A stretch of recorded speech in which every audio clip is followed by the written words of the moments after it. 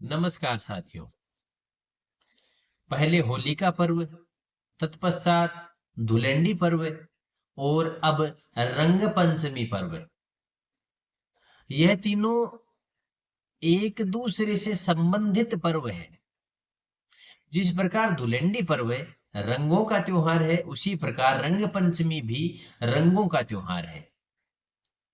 होली पर्व इसलिए मनाया जाता है क्योंकि भक्त प्रहलाद को हिरण्यकश्यप उसके पिता जो हैं उन्होंने मारने के लिए तरह तरह की साजिशें रची और बाद में उन्होंने अपनी बहन होलिका, जिनको यह वरदान प्राप्त था कि वह आग में स्वयं नहीं जल सकती, इस कारण से उन्होंने होलिका को भक्त प्रहलाद को गोद में लेकर बैठने को कहा। और जब होलिका अग्नि में बैठ गई तो होलिका को जो वरदान था वह तो केवल यही था कि वह अग्नि में नहीं जलेंगी, मगर कब तक नहीं जलेंगी? जब तक वह किसी दूसरे का अनिष्ट ना करें। अगर वह किसी का अहित या अनिष्ट करती हैं तब वह स्वयं जल जाएंगी। और इस बात को वह भूल गई और अपने भतीजे भक्त प्रहलाद को गोद में लेकर बैठ गई और होलिका जल गई, भक्त प्रहलाद बच गए। इस कारण से होलिका पर्व मनाया जाता है। इस दिन होलिका को जलाया जाता है, इस कारण से यह होलिका पर्व हुआ। और होलिका जलने के कारण से और भक्त प्रहलाद के बचने के कारण से दूसरे दिन इस बात की खुशी मनाई जाती है कि भक्त प्रहलाद बच गए। और उस कारण से उन्होंने आपस में गुलाल लगाकर, रंग लगाकर, पुष्प वर्षा करके जो धुलंडी जो पर्व है, दूसरा दिन जो धुलंडी जो पर्व है, उसको खुशियां मनाई। इस कारण से धुलंडी पर्व हुआ। दूसरी इसके पीछे की जो कथा है वह ये है कि तारकासुर को मारने के लिए तारकासुर ने ब्रह्मा जी से एक वरदान प्राप्त कर लिया था कि मैं शिव के पुत्र से मरूं, अन्य किसी से नहीं। और शिव चूंकि उस समय समाधिस्थ थे, समाधि में लीन थे, सती अपने पिता के घर गई हुई थी और वहां पर कुछ विवाद हो जाने के कारण से सती ने पिता के यज्ञ कुंड में समाहित होकर, प्रविष्ट होकर अपनी जान दे दी। इस बात से क्रोधित होकर शिव ने अपने श्वशुर की गर्दन को धड़ से अलग कर दिया और बाद में उनके बकरे का सिर लगाया गया और शिव स्वयं समाधिस्थ हो गए। और इस बात का पता तारकासुर को चला तो उसने अमरत्व का वरदान ब्रह्मा जी से मांगा, मगर ब्रह्मा जी ने कहा कि यह संभव नहीं है। तो तारकासुर ने कहा कि मुझे आप वरदान ही दे रहे हैं तो फिर आप यह दीजिए कि मैं शिव के पुत्र के द्वारा मरूं। क्योंकि उसको पता था कि शिव स्वयं समाधिस्थ हैं और उनकी पत्नी अब नहीं रही, इस कारण से उनके पुत्र होगा नहीं और वह एक तरह से अमर ही हो गया। और उसने तीनों लोकों में अपना आतंक फैला दिया था और चारों तरफ हाहाकार मचा रखा था। पूरी दुनिया, पूरी सृष्टि उस समय उसके आतंक से दुखी थी।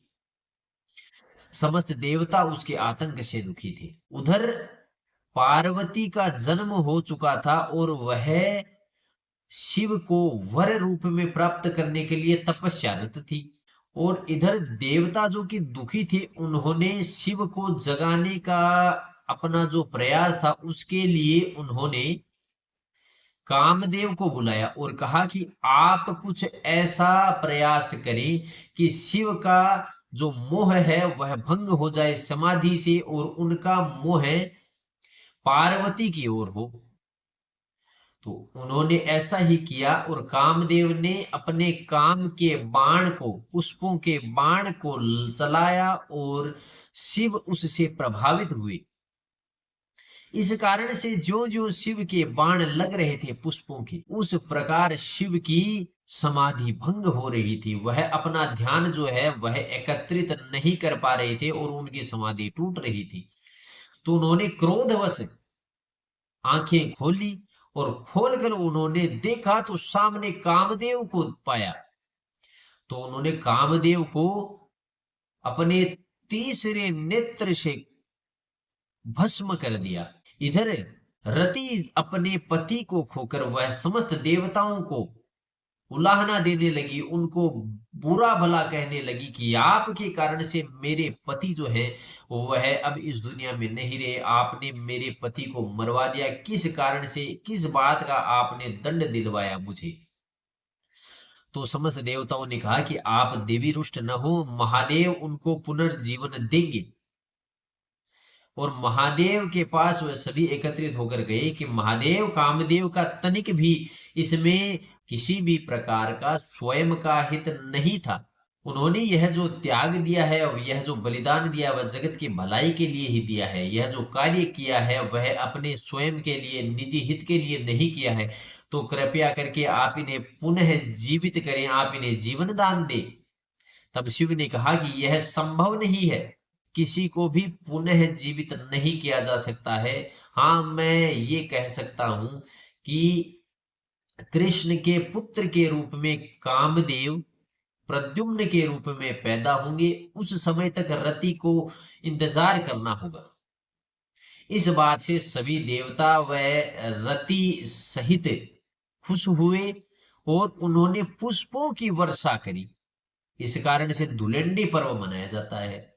इसी प्रकार फिर रंग पंचमी पर्व। तो रंग पंचमी जो पर्व है वह कृष्ण से जुड़ा है और उन्होंने, कृष्ण ने जब पूतना का वध किया था तो वह फाल्गुन मास की पूर्णिमा थी और उस दिन पूतना का वध हुआ तो समस्त जो ग्रामवासी थे वह खुशियां मनाने लगे। इस कारण से भी धुलंडी पर्व मनाया जाता है। और पूतना के वध होने के पश्चात 5 दिन पश्चात रंग पंचमी को श्री कृष्ण ने अपनी माता यशोदा से कहा कि मैया, राधा गोरी क्यों है और मैं काला क्यों हूं? हमारा रंग जो है वह अलग अलग क्यों है? क्यों वह मुझे चिढ़ाती है कि मैं काला हूं और वह गोरी क्यों है? इस बात को लगातार बार बार श्री कृष्ण अपनी माता से पूछते रहते। माता इधर उधर के जवाब देकर टालती रहती। मगर उस दिन माता ने कहा कि कृष्ण, तुम अपने जैसा रंग राधा को लगा दो और वह भी फिर तुम्हारे जैसी हो जाएगी।